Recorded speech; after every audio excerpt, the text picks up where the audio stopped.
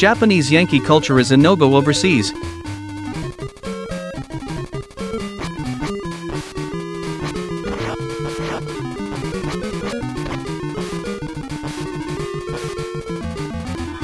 And one more thing, overseas, characters and backgrounds were replaced. GB version of Double Dragon sequel, released as Double Dragon 2.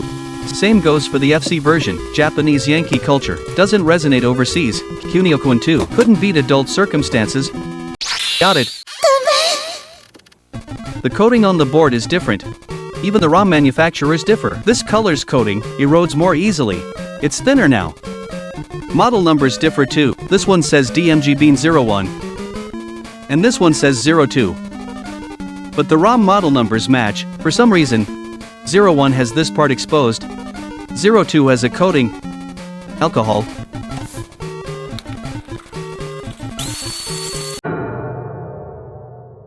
UV curing zombie fluids. The front is coated. The back is also weathered. To prevent rust, everything was given full service. Get some UV light on it. Full service. Complete rigid coating. Magical liquid. Lubricates and prevents rust, even on screws. Slide.